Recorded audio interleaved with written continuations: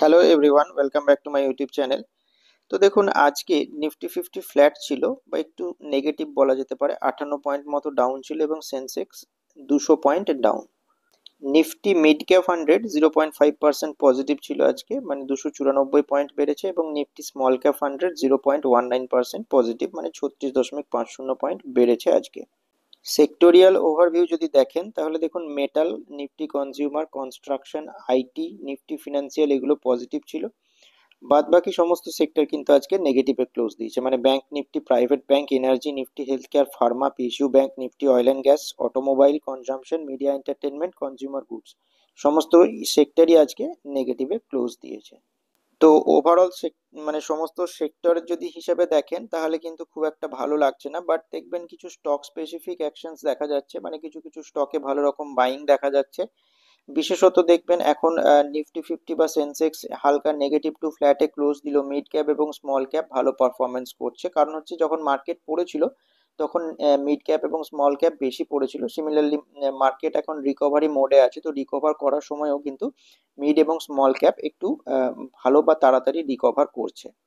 এবার চলুন নিফটির চার্টটা নিয়ে একটু ডিসকাস করা যাক। তো দেখুন, নিফটি ফিফটি 24,619 পয়েন্টে ট্রেড করছে। যেটা বলেছিলাম যে এই জায়গাটাতে, মানে 24,800 টাকার লেভেলটা যেটা ড্র করে রেখেছি, মানে এই যে লেভেলটা, সেই লেভেলটাতে কিন্তু একটা রেজিস্ট্যান্স ফেস করতে পারে নিফটি ফিফটি, আগের ভিডিওতে বলেছিলাম।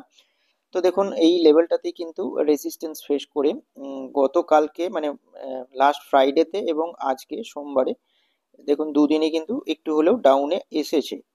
কারণ কি বলেছিলাম, যে এই লেভেলটাতেই কিন্তু হেড অ্যান্ড শোল্ডার প্যাটার্ন তৈরি হয়েছিল, যার ব্রেকডাউন হয় এখানে। তারপর দেখুন নিফটি ফিফটি অনেকটা নিচে আসে, তারপর দেখুন এখন রিকভারি মোডে আছে, 24,500 লেভেল ব্রেক করে উপরে উঠেছে। বাট 24,800 লেভেলটা দেখুন শর্ট টার্মে কিন্তু রেজিস্ট্যান্স ফেস করছে। এই 24,800 লেভেলটা ব্রেক না করা অবধি কিন্তু ফ্রেশ তেজি লক্ষ্য করা যাবে না। আর এফআইআইরাও ধীরে ধীরে এবার কিন্তু ইন্ডিয়ান স্টক মার্কেটে রিটার্ন করছে, বা যে হারে বিক্রি করছিল সেই হারটা কিন্তু কমেছে। তো দেখা যাক নেক্সট দিনগুলোতে কেমন কি পারফরমেন্স দেয়। যদি নিচে আস্তে আস্তে এই 24,500 টাকার লেভেলটার কাছাকাছি আসে তাহলে কিন্তু আবার বাউন্স ব্যাক করতে পারে, কারণ যেহেতু ওই লেভেলটা আগে রেজিস্ট্যান্স হিসেবে কাজ করেছিল, তো সেই লেভেলটা ব্রেকআউট দেওয়ার পর কিন্তু ওই লেভেলটাতে সাপোর্ট নেওয়ার সম্ভাবনা বেশি। তো দেখা যাক কেমন কি পারফরমেন্স দেয় নেক্সট দিনগুলোতে নিফটি ফিফটি। এবার চলুন কয়েকটা স্টকের চার্ট নিয়ে ডিসকাস করা যাক। চার্ট থেকে দেখে কি কি বুঝতে পারছেন বা কি শিখতে পারছেন সেটা নিয়ে একটু ডিসকাশন করা যাক, বা হঠাৎ এরকম তেজির পিছনে কারণ কি। তো দেখুন, প্রথম যে স্টক সেটা হচ্ছে ট্রেন্ট লিমিটেড। আজকে 10.24% বেড়েছে স্টকটা, 3 টাকা 53 পয়সা বেড়েছে, 37 টাকা 99 পয়সা ট্রেড করছে। তো দেখুন, স্টকটা একটা ডাউন ট্রেন্ড ফলো করে কিন্তু নিচের দিকে নামছিল। তো এই ডাউন ট্রেন্ডের দেখুন ব্রেকআউট দেয় মোটামুটি এই লেভেলটায়, তারপর দেখুন ধীরে ধীরে কিন্তু তেজি লক্ষ্য করা যাচ্ছে। অথচ এর আগে দেখবেন যে হাইটা ছিল সেইটা কিন্তু এই লেভেলটাতে ছিল, সেই লেভেলটা অবধি কিন্তু তাহলে শর্ট টার্ম বেসিসে যাওয়ার সম্ভাবনা থাকবে। কারণ হচ্ছে যে এই যে ডাউন ট্রেন্ড চলছিল সেই ডাউন ট্রেন্ডের ব্রেকআউট এই লেভেলটায় দিয়েছে, তার মানে কি এরপরে যে সুইংটা তৈরি হওয়ার কথা সেইটা মোটামুটি কিন্তু এই 41 টাকার লেভেলটা, যে লেভেলটা আমি ড্র করে রেখেছি সেই লেভেলটাতে কিন্তু আসার কথা। তো যদি আবার পরে ওই লেভেলটা ব্রেক করে তাহলে কিন্তু নেক্সট যে রেজিস্ট্যান্স লেভেল আবার এই মোটামুটি 46-47 টাকার লেভেলটা হবে, তারপরে রেজিস্ট্যান্স লেভেল এইটা। তো এইভাবে চলবে যদি স্টকটা কিন্তু রিকভার করে। তো এই স্টকটা সম্পর্কে নিউজ আসে যে কারণে কিন্তু এতটা পার্সেন্টেজ বাড়ে আজকে। আর নিচের দিকে দেখবেন ভলিউমটাও কিন্তু ভালো ছিল, ভালো পরিমাণ ভলিউম দেখা গেছে, তাই এখানে কিন্তু স্টকটাতে হিউজ পরিমাণ বাইং এর ইন্টারেস্ট দেখা যাচ্ছে। তো এই যে বাইং, সেইটার পিছনে কারণ হচ্ছে যে এদের ইনভেস্টমেন্ট অ্যানাউন্সমেন্ট, যেটা ওয়ার্ক ফোর্সকে বুস্ট করবে, এবং লোকাল ডেভেলপমেন্টের নিউজ। তো এরা দেখুন অ্যানাউন্স করেছে যে 3,000 কোটি টাকার ইনভেস্টমেন্ট করবে মধ্যপ্রদেশে, এবং 3,000 নতুন জব ক্রিয়েট হবে। তো সেই কারণে কিন্তু মানে স্টকের মধ্যে আজকে ভালো রকম মুভমেন্ট দেখা যায়। আর তাছাড়াও দেখবেন যে এখানে লেখা আছে 10.4% বাড়ে amid news of investment plan and market reactions to garment company sales in Bangladesh. এটা নিয়ে একটু ডিটেলে পরে ডিসকাস করছি। তো দেখুন, এই যে জিনিসটা বলছি, যেটা নিয়ে বললাম যে বাংলাদেশের নিউজটা নিয়ে, এইটা নিয়ে রিসার্চ রিপোর্টও পাবলিশ হয়েছে। তো এই যে জেএম ফিনান্সিয়াল এর লজিক অনুযায়ী দেখুন এখানে বলছে যে Indian textile sector could be poised for significant growth as disruption in competing market open up new opportunities for Indian exporter. তো জেএম ফিনান্সিয়ালের মতে এটাই মনে হচ্ছে যে বাংলাদেশে যে ঝামেলা বা গন্ডগোল চলছে সেইটার কারণে কিন্তু ইন্ডিয়ান এক্সপোর্টারের কাছে কিন্তু একটা নতুন অপরচুনিটি আসতে চলেছে, যে কারণে কিন্তু ইন্ডিয়ান টেক্সটাইল সেক্টরটায় কিন্তু ভালো রকম গ্রোথ দেখা যেতে পারে বলে মনে হয়েছে জেএম ফিনান্সিয়ালের। তো লজিক বা কারণ হিসেবে দেখুন এখানে ডিটেলে বলেছে যে বাংলাদেশ কিন্তু একজন ডমিনেন্ট প্লেয়ার ছিল গ্লোবাল টেক্সটাইল সাপ্লাই চেনের, যেটা কিন্তু facing politically instability and supply chain disruption, মানে কি যে পলিটিক্যালি ইনস্টেবল হয়ে আছে, যে কারণে কিন্তু সাপ্লাই চেনের গন্ডগোল হচ্ছে। এইবার কি হচ্ছে, তো rising operational cost in Vietnam is also proving to be a concern, মানে ভিয়েতনামে অপারেশনাল কস্টও বাড়ছে, যে কারণে কিন্তু এই যে সাপ্লাই এর দিকটায় কিন্তু টেক্সটাইল সেক্টরে কিন্তু গন্ডগোল দেখা যাচ্ছে। তো এই যে চ্যালেঞ্জেস গুলো ফেস করছে গ্লোবাল মার্কেট, সেইটা কিন্তু ইন্ডিয়ার জন্য ভালো একটা রিলায়েবল অল্টারনেটিভ হিসেবে। তো তখন কিন্তু ইনভেস্টররা ইন্ডিয়ার দিকে আসবে, আর ইন্ডিয়া যত এক্সপোর্ট করতে পারবে টেক্সটাইল সেক্টরটা কিন্তু তত গ্রো হবে। এবং এই ট্রাইডেন্ট, তারপর গোপাল দাস এক্সপোর্ট, এইরকম টাইপের স্টক গুলো মানে টেক্সটাইল বেসড স্টক গুলো কিন্তু এই কারণে ভালো রকম বেনিফিটেড হতে পারে। তো স্টক গুলোর উপর একটু নজর রাখবেন।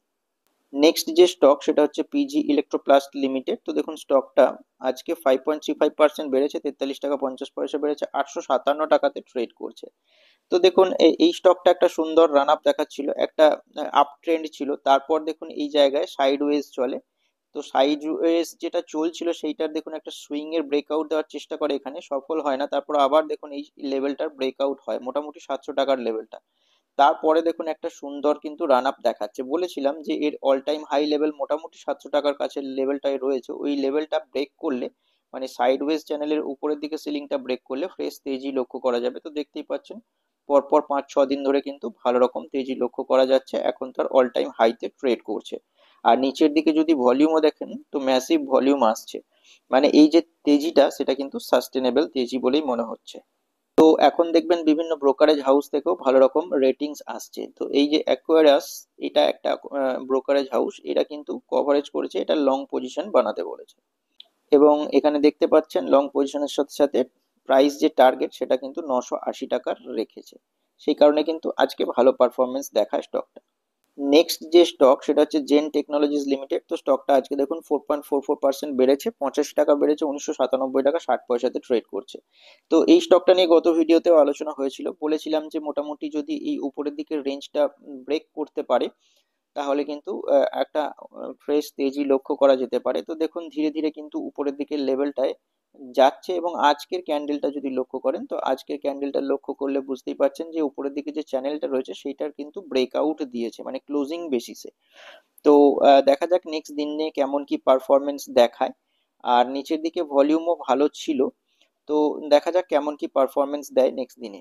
আর আজকে এতটা ভালো করার পিছনে কারণ নোভামা নতুন করে রিইনিশিয়েট করেছে বাই, এবং টার্গেট প্রাইস সেট করেছে 2200 টাকা, মানে যেটা এখনো কিন্তু 16% আপসাইড পোটেনশিয়াল রয়েছে। এইরকম টার্গেট দেওয়ার পিছনে কারণ এরা যেটা স্ট্র্যাটেজিক পার্টনারশিপ করেছে এভিটি সিমুলেশনের সাথে, সেইটার কারণে কিন্তু এদের বেনিফিট হবে বলে মনে করেছে নোভামা, যে কারণে কিন্তু বাই রেটিং দিয়েছে এবং টার্গেট প্রাইস বাড়িয়ে 2200 টাকা করেছে। এই স্টকটা কিন্তু তাই আজকে ভালো পারফরমেন্স দেখিয়েছে, তো নজর রাখবেন স্টকটার উপর। নেক্সট যে স্টক সেটা হচ্ছে ওয়ারি এনার্জিস লিমিটেড। তো স্টকটা দেখুন আজকে 2.35% বেড়েছে, 68 টাকা 20 পয়সা বেড়েছে, 2971 টাকা 30 পয়সাতে ট্রেড করছে। এই স্টকটা নিয়েও আলোচনা হয়েছিল। তো দেখুন একটা সুন্দর সুইং এটা মেনটেন করে কিন্তু আবার সুন্দর রান আপ দেখাচ্ছে। তো এই যে ডাউন ট্রেন্ড চলছিল, তো এই জায়গায় দেখবেন একটা ডাউন ট্রেন্ড ছিল, সেইটা থেকে কিন্তু এখন ঘুরে স্টকটা আবার আপ ট্রেন্ডে চলে এসেছে। এই লেভেলটা যখন ব্রেকআউট দিল তার মানে কিন্তু ট্রেন্ডটা একটু হলেও রিভার্স করেছে। এরপরে যে লেভেল ড্র করে রেখেছি এই লেভেলটা ব্রেকআউট দিলে কিন্তু আরো ফ্রেশ তেজি লক্ষ্য করা যাবে। এই স্টকটার কিন্তু মার্কেটে ভালো রকম ডিমান্ড রয়েছে, বিশেষত গ্রিন এনার্জি সেক্টর বা রিনিউয়েবল এনার্জি সেক্টরের স্টক, সেই কারণে কিন্তু এখন ডিমান্ড রয়েছে স্টকটার। আর আজকে দেখুন মার্কেট আওয়ার্সে স্টকটা সম্পর্কে একটা নিউজও আসে, এর একটা নতুন অর্ডার উইন করেছে আজকে। তো অর্ডারটা দেখতে পাচ্ছেন 1 গিগাওয়াট এর সাপ্লাই দিতে হবে সোলার মডিউলের। তো যে কারণে এরা একটা কোম্পানির কাছ থেকে কিন্তু অর্ডারটা পায় যে এই সোলার মডিউলের সাপ্লাই দিতে হবে আপ টু 1 গিগাওয়াট, যে কারণে স্টকটা আজকে কিন্তু ভালো পারফরমেন্স দেখায়। নেক্সট যে স্টক সেটা হচ্ছে প্রিমিয়ার এনার্জিস লিমিটেড, এরও কিন্তু একই সেক্টরে কাজ রয়েছে। আজকে স্টকটা 2.20% বেড়েছে, 27 টাকা 85 পয়সা বেড়েছে, 1291 টাকা 60 পয়সাতে ট্রেড করছে। তো দেখুন একটা ফ্ল্যাগ টাইপের প্যাটার্ন কিন্তু তৈরি হয়েছিল, এইটা যদি ফ্ল্যাগের ডান্ডা ভাবেন আর এইটা হচ্ছে তার পতাকা বা ঝান্ডা, সেইটার কিন্তু ব্রেকআউট এই লেভেলটাতে দিয়েছে। তারপর দেখুন ধীরে ধীরে দুদিন নিচে এলেও আজকে আবার কিন্তু প্রায় 2%-এর উপর বাড়ে। তো স্টকটা দেখতেই পাচ্ছেন তার অল টাইম হাই হিট করে আবার একটু নিচে এসে কিন্তু ক্লোজ দিয়েছে। তো যেহেতু এই উপরের দিকে চ্যানেলটা ব্রেকআউট দিয়েছে, তো স্টকটার কিন্তু আরো ভবিষ্যতে তেজি লক্ষ্য করা যেতে পাবে বা সম্ভাবনা থাকে যে তেজি দেখানোর।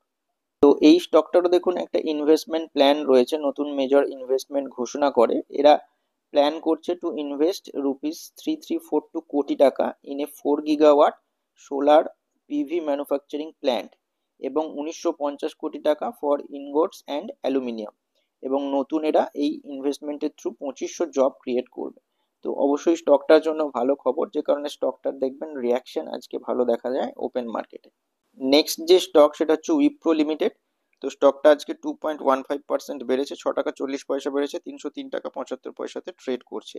তো এই স্টকটা নিয়ে ডিসকাস করার পিছনে কারণ হচ্ছে এই স্টকটা আজকে 52 উইক হাই হিট করেছে এবং স্টকটার র্যালি দেখলে বুঝতেই পারবেন যে একটা সুন্দর সুইং মেনটেন করেছিল। তারপর দেখবেন এখানে যে জুলাই কোয়ার্টারের আর্নিংস ডিক্লেয়ার হয়, তারপর দেখবেন রেজাল্ট খারাপ করার কারণে কিন্তু গ্যাপ ডাউন হয়, আবার নিচে চলে আসে, তারপর দেখুন ধীরে ধীরে ধীরে ধীরে কিন্তু সুন্দর আপ মুভ দেখাচ্ছে।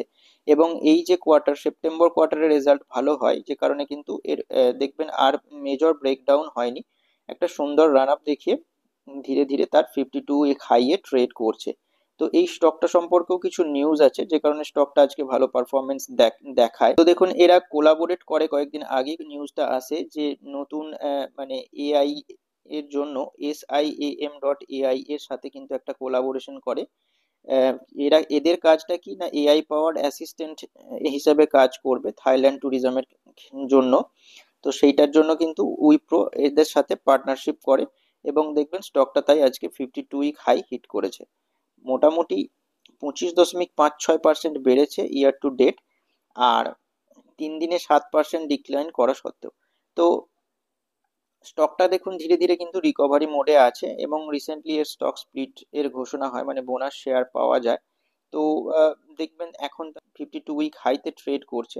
তো নজর রাখবেন স্টকগুলোর উপর, স্টকগুলো আপনার রিসার্চ লিস্টে নিতে পারেন, কিভাবে কি ব্রেকআউট দেখে বা ট্রেন্ড রিভার্স হয়েছে বা তার অল টাইম হাই লেভেলকে ব্রেক করেছে এবং নিচের দিকে ভলিউম দেখে কিভাবে বোঝা যায় যে তেজিটা সাস্টেনেবল কি নয়, সেই নিয়ে কিন্তু একটু ডিসকাস করা হলো। আপনারা এগুলো ওয়াচ লিস্টে রাখতে পারেন, আর এগুলো কোনো রকম ইনভেস্টমেন্ট অ্যাডভাইস হিসেবে নেবেন না।